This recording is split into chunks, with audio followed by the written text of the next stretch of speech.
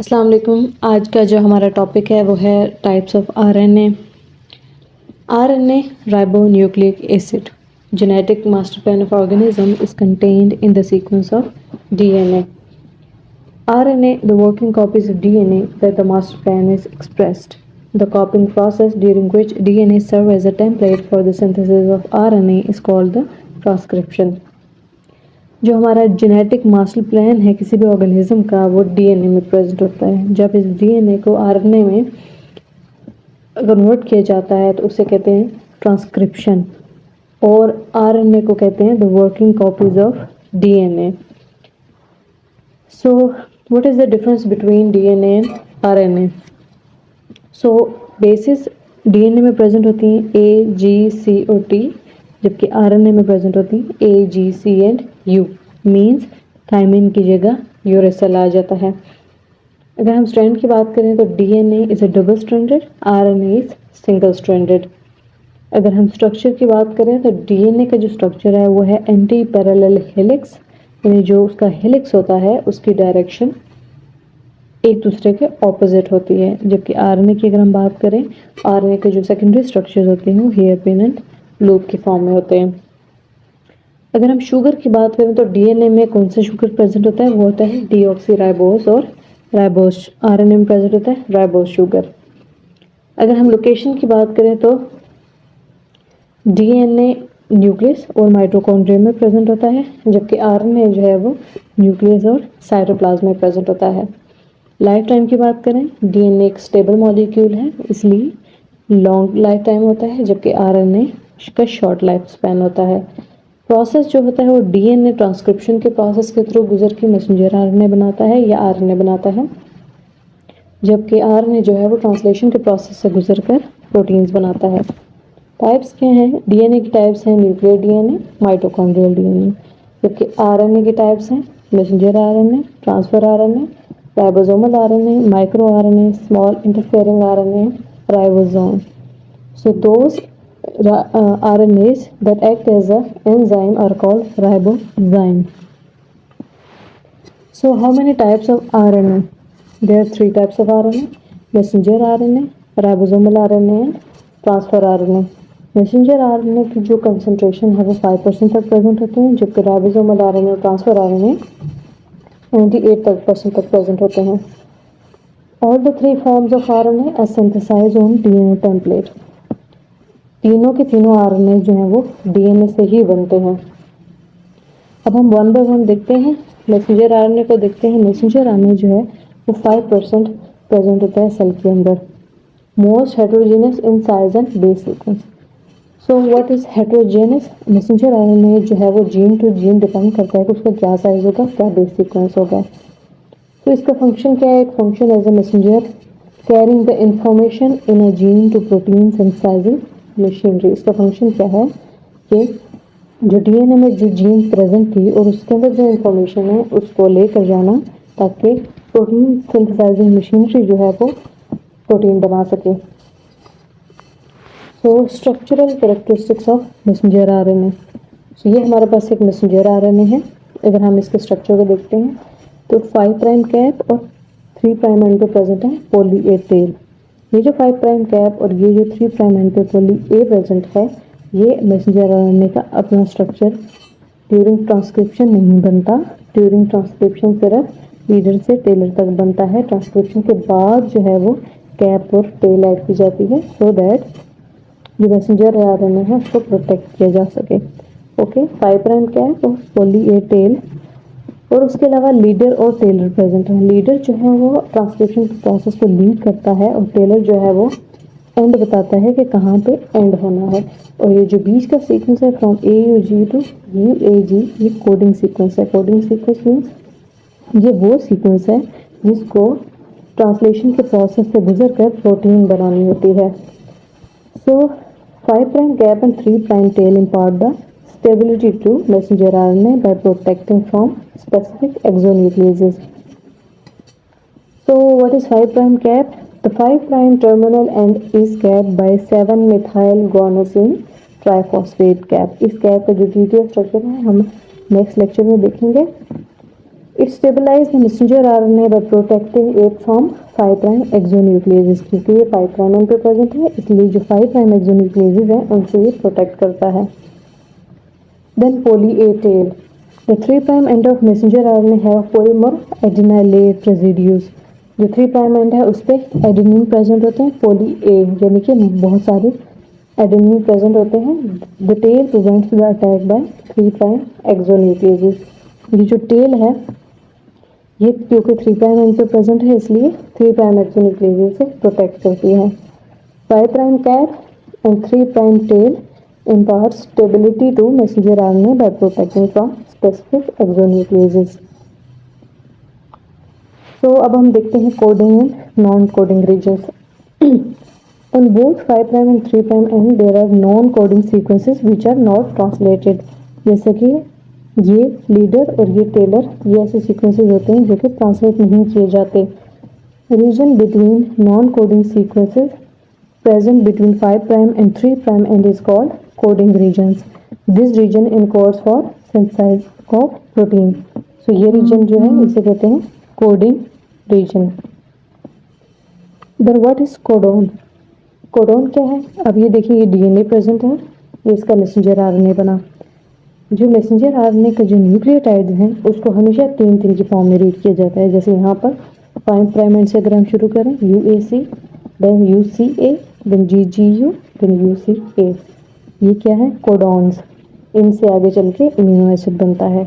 The sequence carried on messenger RNA is read in the form of codons. A codon is made up of 3 nucleotides.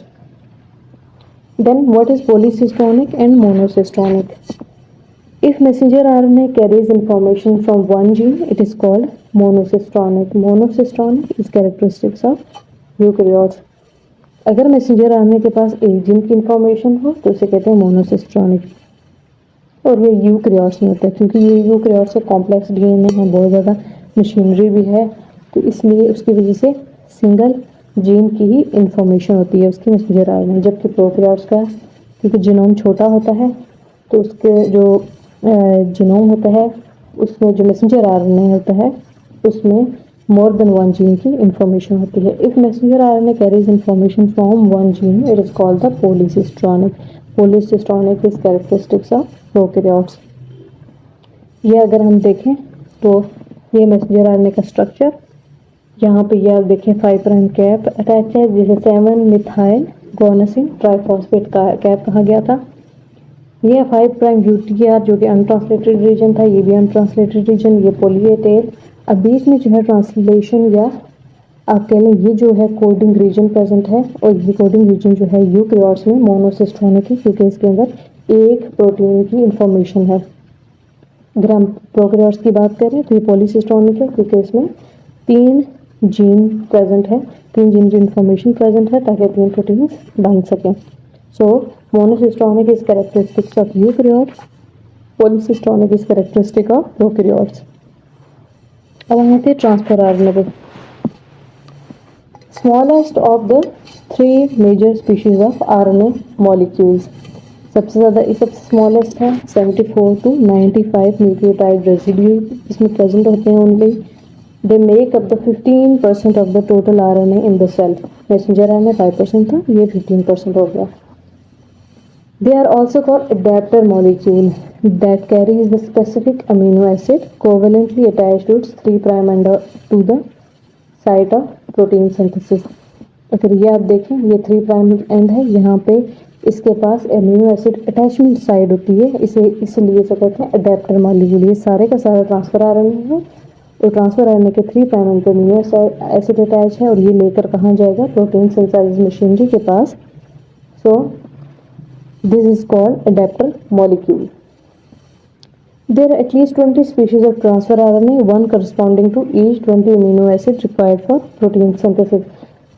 20 ही हमारे पास transfer RNA present है और 20 amino acids के लिए.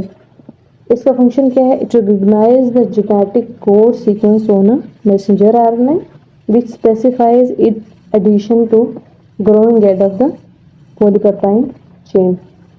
सो इसका function क्या है कि मैसेंजर आरएनए पे सबसे पहले सीक्वेंस को डिटरमाइन करता है कि यहाँ पे कौन सा सीक्वेंस है और फिर उसके करस्पॉन्डिंग यहाँ अमीनो एसिड को अटैच करता है।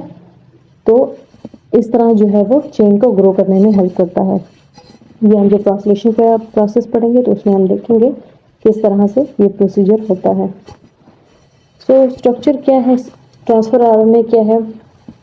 Each single transfer RNA show extensive internal base pairing and acquire a clover leaf like structure। क्योंकि इसमें इंट्रास्ट्रैंड बेस पेयरिंग इतनी होती है कि क्लोवर लीफ लाइक स्ट्रक्चर बनाता है। The structure is stabilised by hydrogen bonding between the bases and is a consistent feature. अब वो किस वजह से होता है? हाइड्रोजन बॉन्ड की वजह से ये सेकेंडरी स्ट्रक्चर बनता है। अब हम जो है वो देख लेते हैं कि ट्रांसफर आरएनए का स्ट्रक्चर जो क्लोवर लीफ है उसकी किस तरह का है। तो transfer RNA have 5 main arms या loops which are as follows: A, B, C, D, E. A acceptor arm, then anticodon arm, then DHU arm, then T sign C arm and variable loop। ये one by one देखते हैं हम। So सबसे पहले हम देखते हैं कौन सी आर्म थी? Acceptor arm. This is the acceptor arm. Okay, this is acceptor. Why it is called as acceptor arm? क्योंकि यहाँ पे अमीनो एसिड अटैच होगा, राइट। नेक्स्ट आर्म थी anticodon arm. This is called the anticodon arm. Why it is called anticodon? Because codon present in the messenger RNA उसके साथ ये जाकर bind करेगा। ओके, देन है ये टी साइन सी आर्म, क्योंकि इसमें प्रीज प्रेजेंट है, देन ये साइन प्रेजेंट है एंड देन सी, इसे कहते हैं जैसे कि ये था T psi C arm. Then हम देखते हैं डी एच यू आर्म कहाँ है। तो डी एच यू आर्म ये वाली आर्म है जिसमें यूरेसिल की जगह डायहाइड्रो यूरेसिल प्रेजेंट है। देन ये वेरिएबल आर्म है, ये वेरिएबल आर्म है जिसमें वेरिएबल जो है ये भी आप देख सकते हैं वेरिएबल आर्म है। Okay, so this is acceptor arm, T psi C arm, anticodon arm, D arm and variable arm. So वो हो गया था ट्रांसफर आरएनए। अब हम चलते हैं राइबोसोमल आरएनए। सो मैसेंजर आरएनए कंसंट्रेशन 5% थी, ट्रांसफर आरएनए की 3%, और जो रिमेनिंग हमारे पास 80% है वो हमारे पास राइबोसोमल आरएनए हैं। What are ribosomal RNA? They are found in association with several proteins। ये भी एक किस्म के RNA हैं जो प्रोटीन्स के साथ मिलते हैं और फिर प्रोटीन सिंथेसिस में हेल्प करते हैं।